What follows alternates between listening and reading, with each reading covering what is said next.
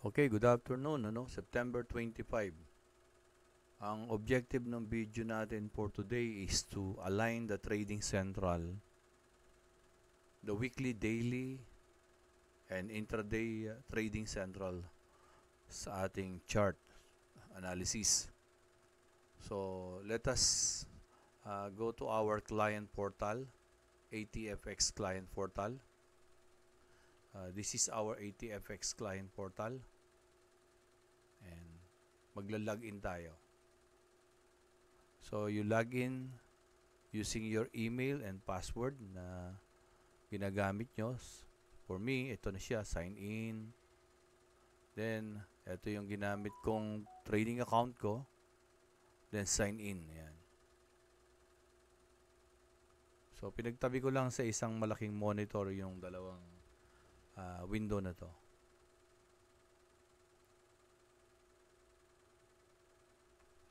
Then, dito,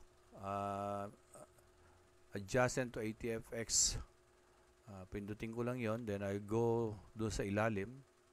Ayan, sa ilalim na yan, research and analysis. Pindutin ko lang yan.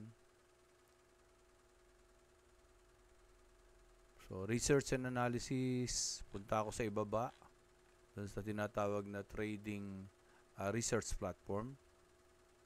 I-access ko yon.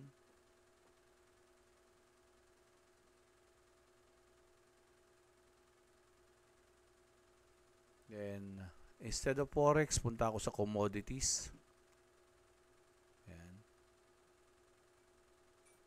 Then, hanapin ko yung commodity na gusto ko.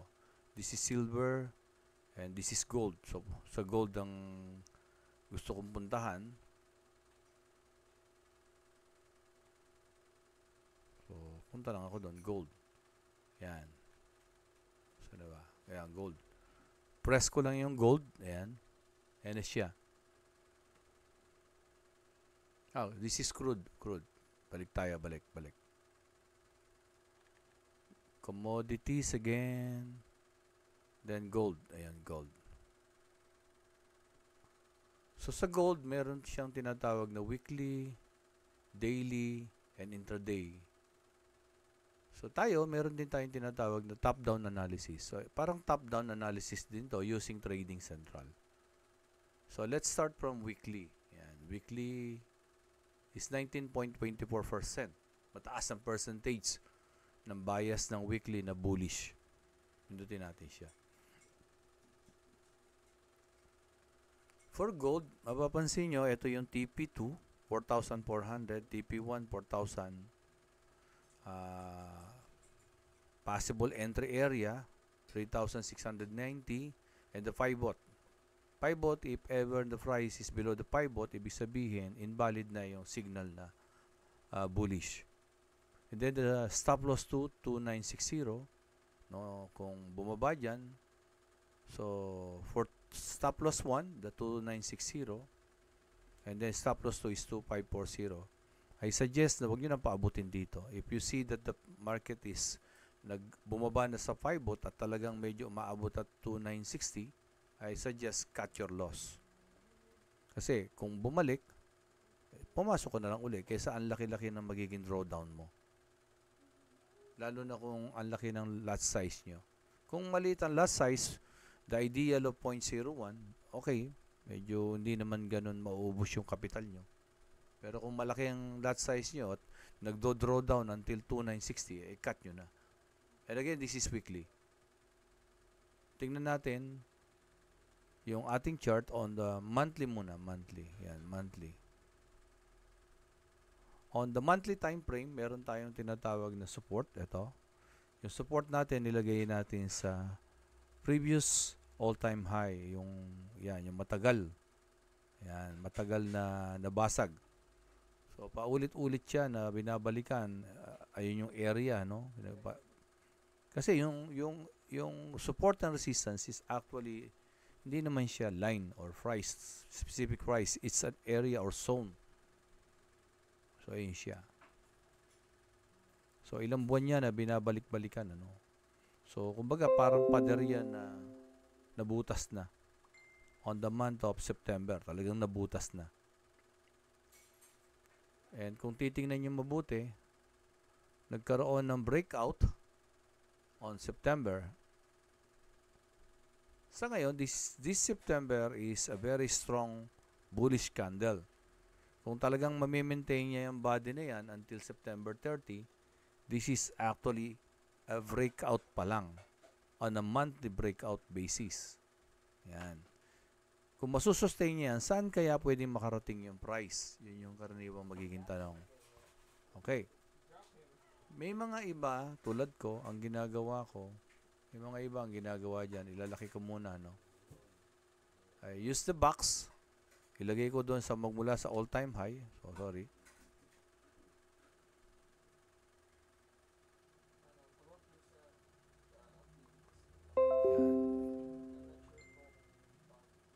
So, pagmula dito kung saan nag-umpisa yung impulse hanggang doon sa all-time high bago nag-breakout, kasi ito yung break-up structure, nagkaroon ng liquidity run. Ayan.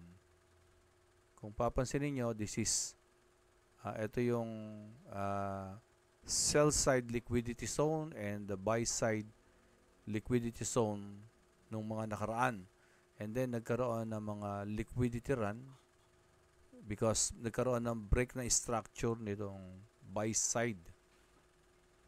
So, ibig sabihin, dito nag-uumpisa ngayon yung impulse. Ayan. There is another new sell side liquidity. And hanggang saan kaya yung magiging buy side liquidity? Madedetermine lang natin yon kung nagkaroon na ng retracement on the monthly basis. Pero sa ngayon, wala pa. So, again, if this candlestick, masusustain niya yung galaw niya na yan, hanggang saan makakarating? Ang pwede nating gawin,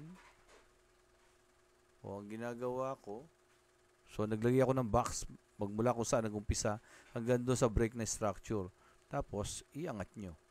So, ayan. Kung mapapansin nyo, ito yung 4,400. Diba? Even Trading Central, sinasabi niya 4,400. At tayo is 4,402 lang yung nilagay ko. Pero pwede naman i-adjust yun. Ayan. So, ito yung gawa natin box. Below the box is our TP2 on a weekly basis. Eh, nasa monthly tayo. And next is 4,400. Ayan, 4,400. Saan naman kinuha yung 4,400? Ano? So, we can go down weekly. Ayan. So, yun din. Ayun din yung weekly. Dito rin kinuha. Ayan. Kaya lang, on the weekly, pwede mong kunin doon. Ayun. Ayun yung all-time high, di ba? Pwede may ganun yan. Yung box, iangat mo lang uli. Patong mo doon sa all-time high, ayun siya. Still, conservative pa rin yung TP na 4,400. Conservative, ibig sabihin, ay yung kasi nasa ibabaw pa yung pinaka TP, TP talaga, or the resistance. Okay, so this is weekly, ano? So, doon talaga tumatapat. So, kung tatanggalin natin yan, on the monthly, ayun siya, no, monthly. So, this is the new all-time high kahapon. No, isang araw pa pala, no? Hindi lang kahapon, isang araw pa, ayan, no? Isa, dalawa, tatlo, apat na araw ng all-time high yan. Yan. Kung pupunta tayo ng weekly, so, looking at the previous week, ato yung previous week, ayun siya.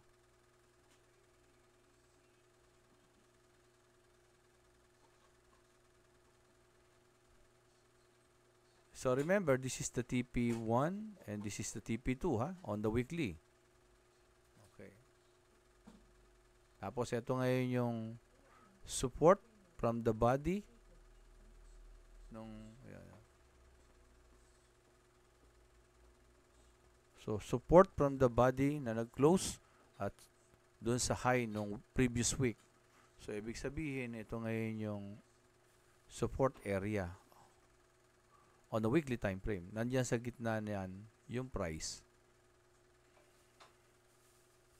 So, sa weekly, meron tayong nakita talaga noon pa na nag-breakout dito sa all-time high, nagkaroon siya ng fair value gap. Ayan. So, this fair value gap, hindi pa yan binabalikan o hindi pa man lang yan tinamaan. Okay? And then, going back dito sa Trading Central, ang weekly entry niya 3690. 3690 is yung 3690, nasaan yung 3690?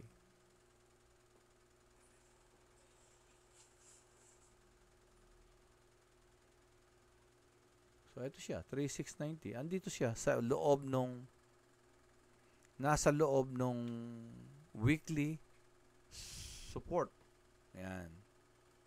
So, ibig sabihin, nandyan, possible na pwedeng mag-bounce yung market. Yun yung ibig niya sabihin. Yan.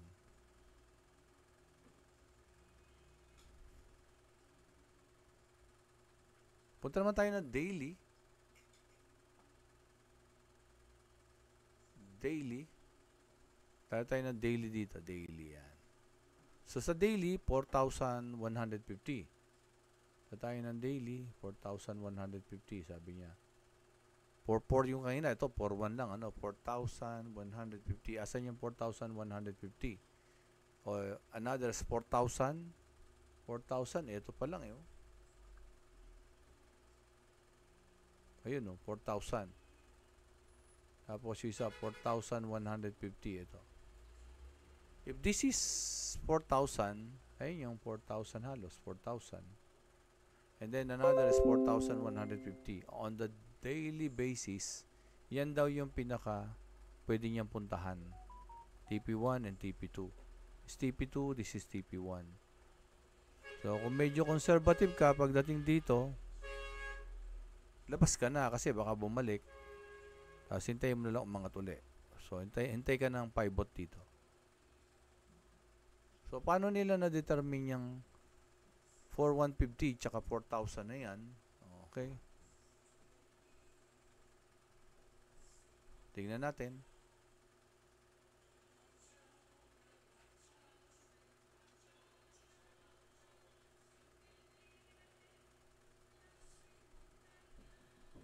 Sa 1 hour kasi, ayan siya.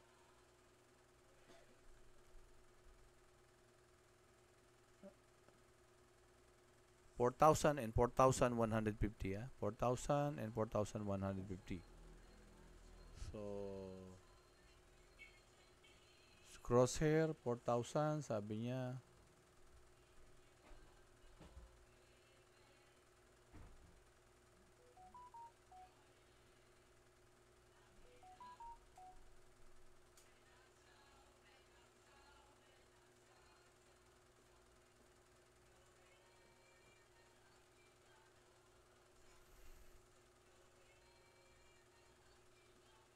Balik nga tayo ng daily. Paano ba nila nakuha yon?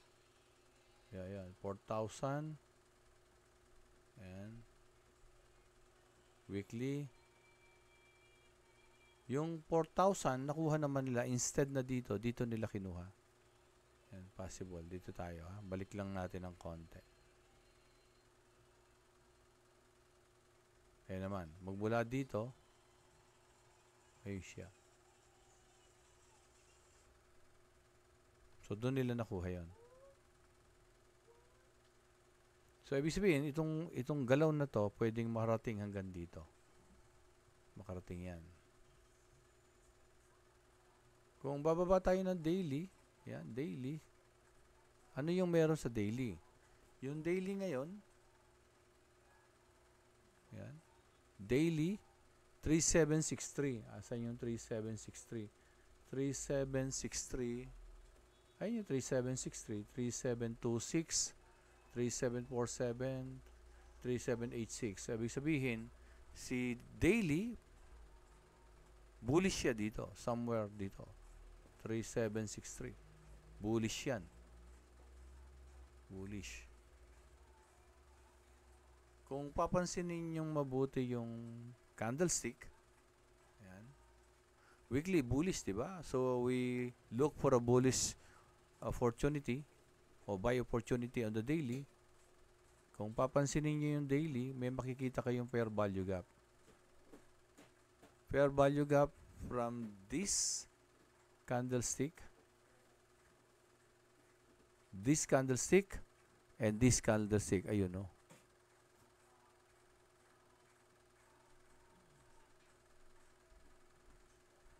And mapapansin nyo na mitigated na siya. Tinamaan na. Ayan, no? Ayan. Ang nagiging problema lang nito, medyo 3 beses tinamaan. Posible kasing pag ganon, pwedeng butasin. Pero, magantay tayo. Let us go to lower time frame. Ayun, no? 4 hours, ayan, merong rejection on the fair value gap. Ito uli. Ayan. So, may rejection. So, kung papansinin nyo, ito yung short-term downtrend.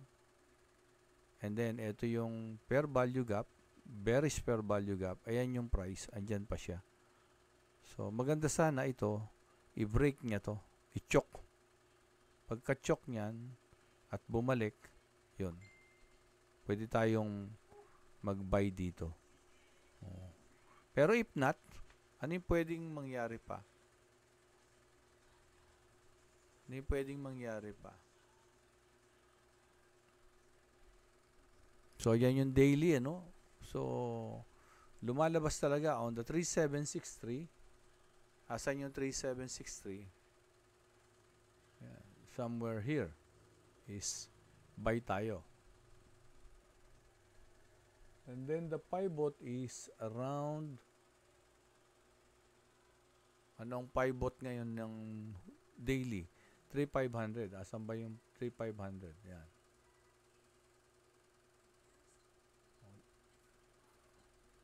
Ang layo ng pivot, ano? Layo.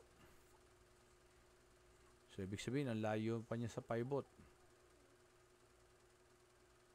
Ayun yung pivot. Layo. This is the pivot point. And then the entry is 3763. 3763, eto na. Malapit na. On the daily, ibig sabihin, eto. Pag umangat yan, sell. Buy ang bias niya. Layo ng pivot. But this is daily, daily.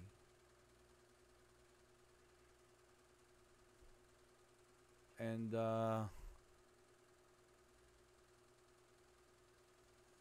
remember, sa monthly, ito yung TP2 niya. Ito naman yung TP1 niya. Yan. Then the ideal entry is 3763. Ito. 3763. Ayun. Ayun yung 3763. The white one, ano? And the pivot is 3,500. So, layo. Layo nung kan. So, malapit na tayo dun sa ideal entry na 3763. H1. Ayun. Ayun yung entry. Yung white, 3763. So, ibig sabihin, if the price go above this line, buy opportunity tayo. Bakit? So, intraday, ano? Ayan, no? Intraday, sa intraday nga, si 3748, Ayan, 3748. 3748, buy na, Yun ang sinasabi niya, Ano? Then, 3761 ang TP1.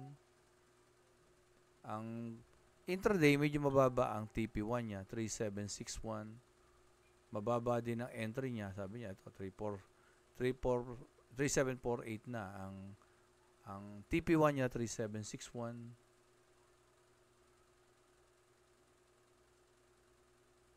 Ayan, 3761. Bakit? Because of this swing high. Ang TP2 niya,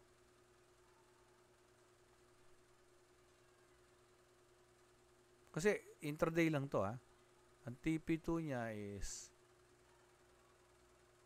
3775. Yan. Bakit? Because of this another swing high. Ayan. First TP niya, this swing high. Second TP niya, this is swing. For the intraday or 30 minutes. Ayan. So, ayan siya. Ayan. Ayan. Ayan siya. Ayan siya. Ibig sabihin, kung papasok ka daw dito, TP ka dito. TP1, TP2. Pero kung maglo-long term ka, di ba, naka-align dito kanina sa 3766. Ayan. Naka-align doon kanina yung TP1. Ayun, no? Because of this swing high. Kung long term. Or kung talagang long term ka, using your weekly, you have your 4,000 and 4,400. Asan yung 4,000? O, ayan pa lang yung 4,000. Ayun. So, ayun. Pwede raw umabot dyan. Ang tanong lang is, kaya ba ng kapital mo yung swing ng volatility ng gold? Yan. Yung iba talagang kung gusto nyong kuha niyan, i-try yan, mag 0.01 lang kayo. Kasi talagang ang bias naman is buy. Yan. Lalo na ngayon, medyo nag-retrace siya. Kung pansinin nyo, nag-retrace yung market. Kung magbabay tayo, but still there's possibility na talagang bumulusok pa. Ang pinaka-deep talaga niyan, medyo pwedeng dito pa, dito. Pwede. It's a good thing lang, pag titingnan mo yung 30 minutes, yung moving average 200, nasa ibabaw. Tingnan nga natin sa 1 hour. Hindi ko na nilagay dito. Subukan natin. Moving average, properties. Tingnan natin sa hours. O yun, no? Diba? Nasa ibabaw ng 200. Ibig sabihin, yung market is uptrend. Kaya lang, siyempre, may mga volatility. And at the moment, nakikita nyo, parang nagsa-sideways talaga siya. Sideways yan. Or triangle. Sideways pa rin. So, maaring gumanyan-ganyan muna yan. So, wala pang clear direction yan.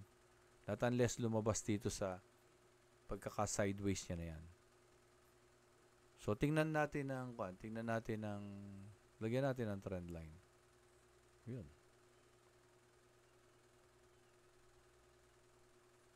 Kung lalabas dyan sa trend line na yan, or sa trend line na to, yun, makita natin. Pag lumabas dyan, nag-pull back, tapos nagkaroon ng rejection dito, pataas, o de, buy. Kung dito naman sa baba, lumabas, nag-pull back at nagkaroon ng rejection dito, pababa, o de, sell. Kasi, remember, we have a fair value gap na hindi pa na mitigate on the weekly. Ayun siya. Hindi pa to binabalikan. Pero, by history din, once na nag-breakout yung price from a long consolidation, ito yung long consolidation, so, posible talagang maabot yung 4,400. From this long consolidation na nag-umpisa naman dito, pwede talaga na, yan, from the all-time high, pwede talaga na maabot yun. So, if ito, pumalo doon, tulad dito, dumiretso to, hindi na bumalik, di ba? Pwede talaga. Ito, meron ding fair value gap ito. Pansinin nyo yung gold, hindi niya binalikan to. Minsan hindi niya binabalikan, pero madalas binabalikan niya. Kaya lang, doon nga yung magiging tanong, kaya ba ng kapital? Kaya ba ng kapital natin? And then, going to lower time frame, anong gagawin natin?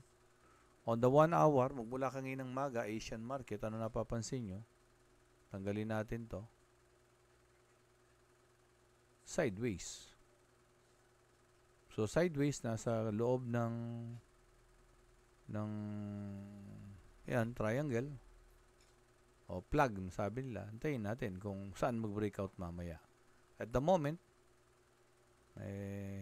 ako wala pa. Pero dito kasi, pwedeng mamaya, bumaba muna to as a liquidity sweep bago umangat. Or umangat muna bago bumaba. Pwedeng ganun eh. Alin man sa dalawa na yan. Kaya, ang trading talaga is wala namang sigurado. So, wag nating isama yung mga buntot, katawan lang ikuha natin. So, those are liquidity sweep. So, ito ganun din. May mga liquidity sweep din yan. So, those are liquidity sweep. Yan. Ngayon kasi, 3 o'clock, 4 o'clock na ngayon. London is open na. So, kung magtuloy-tuloy itong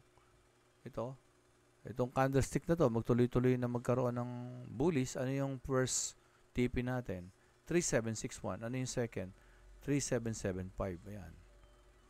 So, kung gustong pumasok dyan, actually, meron kasi tinatawag na breakout strategy. Pag breakout, pagdating dito, in and out, sabi niya. In dito, out dito. Tapos pag bullback, in uli, out dito. Yan. Anyway, ang market talaga is bullish. Kung meron man na nagkakaroon ng mga retracement, pagka may mga news na lumalabas, katulad kahapon, may news, ano? And using the trading central, makita mo, intraday is bullish, 3748 sabi niya, 3749 na. Pwede na. Pwede tayong mag-akuan dito, pwede tayong mag-buy dito, then TP doon. 0.01, buy.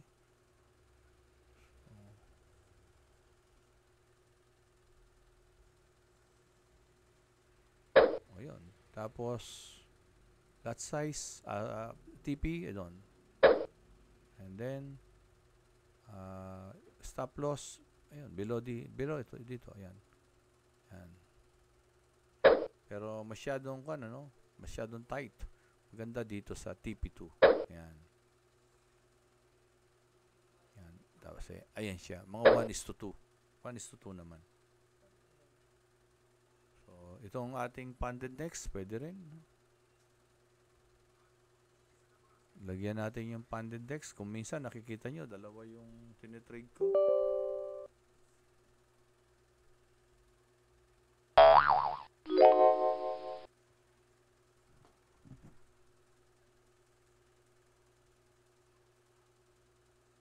Diba? Mapapansin nyo, dalawa yung tinitrade ko minsan.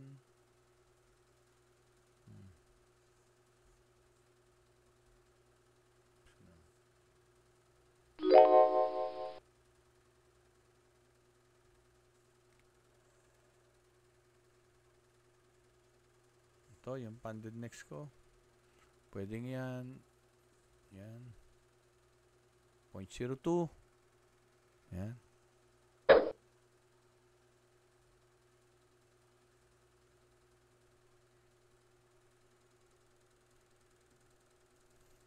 H1, sabi niya H1. Yan, H1.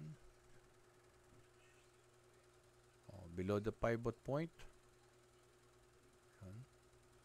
And then 3766. 3760. Ayun. Yan. So, the moment, ayan siya, tumataas. Pag medyo kumita na, out na, in and out, sabi nga. Okay? Kasi ang lakas yung volatility nung gold talaga, hindi talaga pag maliit ang capital. Okay. So, good luck to everyone and sana meron kayong natutuhan.